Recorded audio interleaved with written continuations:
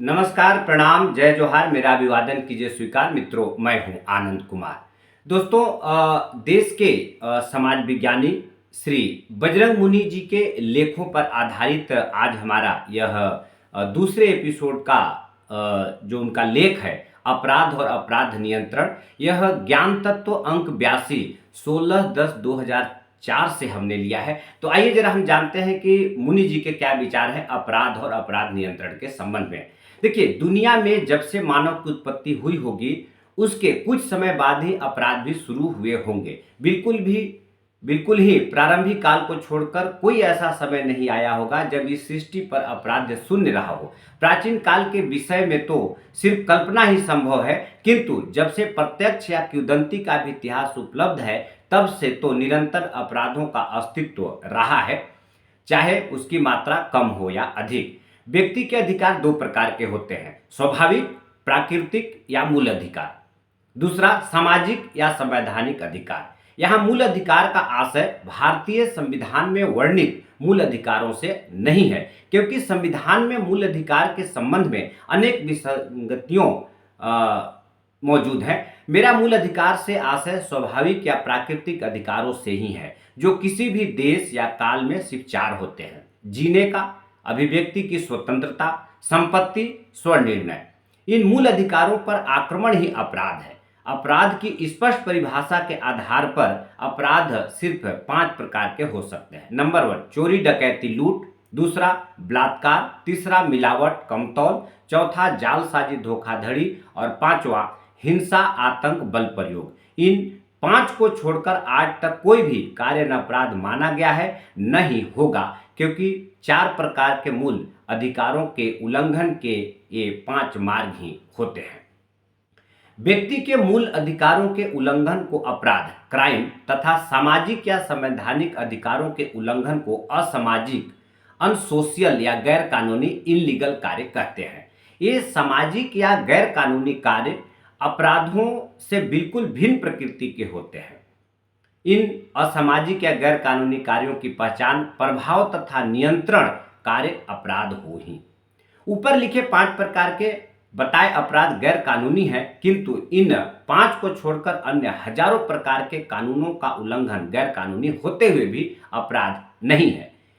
इनमें आदिवासी, हरिजन, महिला संबंधी विशेष कानूनी, तस्करी, ब्लैक, शराब, गांजा, अफीम, हीरोइन आदि का उपयोग या व्यवसाय, टैक्स चोरी, दहेज, बाल विवाह, आत्महत्या, स्वैच्छिक सती प्रथा, छुआछूत, वन अपराध, वेश्यावृत्ति आदि। इन गैर कानूनी कार्यों में किसी व्यक्ति के मूल अधिकारों पर कोई आक्रमण नहीं होता, भले ही उसके संवैधानिक अधिकारों का उल्लंघन क्यों न होता हो। यद्यपि सभी अपराध गैर कानूनी घोषित है, किंतु अपवाद स्वरूप मकान किराया कानून कुछ ऐसा बना है जिसमें किसी के मकान के किराए में लेकर खाली न करना अपराध होते हुए भी कानून सम्मत है। मैं आज तक नहीं समझ सका कि भारत के किन नासमझों ने ऐसा कानून बनाया, किंतु आज भी ऐसा कानून भारत में मौजूद है। ऐसे और भी कानून हो सकते हैं जो अभी मेरे ध्यान में नहीं है। ऐसे कानूनों का होना आश्चर्यजनक है। गैर कानूनी कार्यों को अपराध मानने और घोषित करने के 2 कारण संभव है। पहला, जब शासक में समझदारी की अपेक्षा शराफत अधिक हो, भावना प्रधान हो, उच्च आदर्शवादी हो। स्वतंत्रता के बाद के प्रारंभिक काल में कुछ ऐसी स्थिति थी। ऐसी स्थिति में शासक भूलवश ऐसा करता है। दूसरा, जब शासक अपराधियों के चंगुल में हो। वर्तमान स्थिति ऐसी ही है। इस स्थिति में शासक जानबूझकर ऐसा करता है। गैर कानूनी कार्यों को अपराध घोषित कर देने से अपराधों की पहचान भी कठिन हो जाती है और नियंत्रण भी। अपराध नियंत्रण में यह एक प्रमुख बाधक तत्व है। अपराध 2 कारणों से होते हैं। पहला, मजबूरी और दूसरा, स्वार्थ। सर्वेक्षण से स्पष्ट हुआ है कि 15 से 20% अपराधी मजबूरी में होते हैं, अन्यथा आमतौर पर अपराध स्वार्थ के कारण ही होते हैं। जो लोग गरीब और शक्तिहीन हैं, वे शायद 1-2% अपराध करते हों। अपराध या तो धनी लोग करते हैं या शक्ति संपन्न, चाहे वह शारीरिक रूप से शक्तिशाली हो या राजनीतिक सामाजिक रूप से। अपराध नियंत्रण के 3 मांग माने जाते हैं: परिस्थिति परिवर्तन, हृदय परिवर्तन, भय। परिस्थिति परिवर्तन एक निरंतर चलने वाली सतत प्रक्रिया है जिसका प्रभाव अपराध नियंत्रण की प्रक्रिया में सिर्फ परोक्ष ही होता है, प्रत्यक्ष नहीं। हृदय परिवर्तन का प्रभाव स्थायी तौर पर दूरगामी होता है किंतु नगण्य होता है। गांधी हत्या के बाद हृदय परिवर्तन का सिर्फ एक प्रयास ही सफल हुआ जिसमें भिंड मुरैना के अनेक दुर्दांत डाकुओं ने आत्मसमर्पण किया। एक सफलता के अतिरिक्त हृदय परिवर्तन का कहीं कोई उल्लेख की सफलता नहीं मिलती है।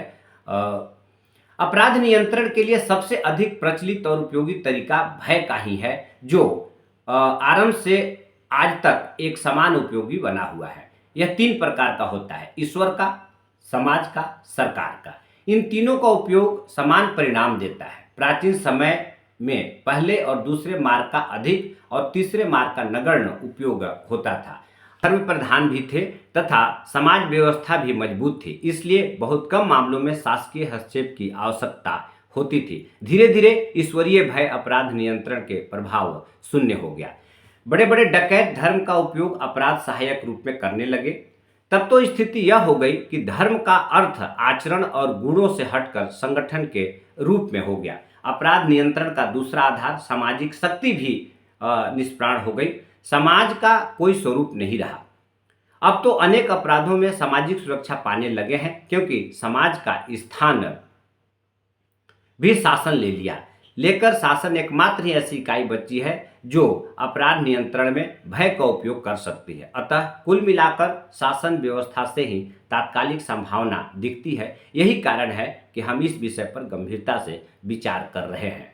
भय पैदा करने के लिए दंड ही एकमात्र मार्ग है क्योंकि ईश्वरीय भय और सामाजिक बदनामी का भय प्रभावहीन हो गया है। दंड का संतुलन कुछ इस तरह का होना चाहिए कि अपराधी भयभीत हो और सामाजिक व्यक्ति भयमुक्त। दंड की मात्रा और अपराधी की पहचान अत्यंत महत्वपूर्ण मुद्दे हैं। यदि दंड की मात्रा कम होगी तो अपराधियों की शक्ति कम होने की अपेक्षा उसी तरह बढ़ती है जिस तरह मच्छरों और बीमारियों में उपयोग की गई दवा की कम मात्रा विपरीत प्रभाव डालती है। इस तरह यदि अपराधी को ठीक ठीक पहचान नहीं हुई तो दंड समाज पर विपरीत भावनात्मक प्रभाव छोड़ता है। इन सबों के साथ दंड का उपयोग इस तरह कि वह प्रतीकात्मक परिणाम दे, अर्थात प्रजातंत्र में इसके लिए बहुत सतर्कता की आवश्यकता है। इस सतर्कता के लिए न्यायपालिका, विधायिका और कार्यपालिका में बहुत सामंजस्य की आवश्यकता है। अपराध नियंत्रण में कार्यपालिका का प्रतिनिधित्व पुलिस करती है। भारत में वर्तमान स्थिति है कि भारत के अपराधी तो लगभग भयमुक्त हो गए तथा आम नागरिक पुलिस में भी नागरिकों की इशारे पर पुलिस ने अपराधियों को आंख फोड़कर नागरिकों से प्रशंसा प्राप्त की। नागपुर की महिलाओं ने अक्कू यादव की न्यायालय परिसर में हत्या कर संपूर्ण भारत में नागरिकों का सम्मान प्राप्त किया। आज स्थिति ऐसी हो गई है कि आम नागरिक कानून को नपुंसक मानकर अपराधियों के प्रत्यक्ष दंडित करने में विश्वास करने लगे हैं। कानून और समाज के बीच दूरी बढ़ गई है, अब थाने तक ही नहीं पहुंचते। अतः कई प्रतिशत कुछ पुलिस कुछ कोर्ट से छूट जाते हैं, एकाध को कभी सजा हो जाती है। संभवतः अपराधों में सजा का यह प्रतिशत भारत सहित के कुछ दक्षिण एशियाई देशों को छोड़कर न पश्चिम के लोकतंत्र देशों में है और न ही पूर्व के साम्यवादी देशों में। मित्रों, अपराध और अपराध नियंत्रण पर यह लेख 2004 में लिखा गया था। चूंकि आज हम वर्ष 2025 में जी रहे हैं और 4 से 25 के बीच में 21 वर्षों का अंतर हो गया है, तो यह जो लेख जब आप सुने तो उस समय की परिस्थिति के हिसाब से यह लेख लिखी गई थी और आज जो वर्तमान स्थिति है अलग है। तो चलिए अगले एपिसोड में हम देश के समाज विज्ञानी, मौलिक चिंतक, विचारक बजरंग मुनि जी के दूसरे लेख के साथ आपके साथ उपस्थित रहूंगा। तब तक के लिए मुझे दीजिए इजाजत। बहुत बहुत धन्यवाद। सभी को प्रणाम।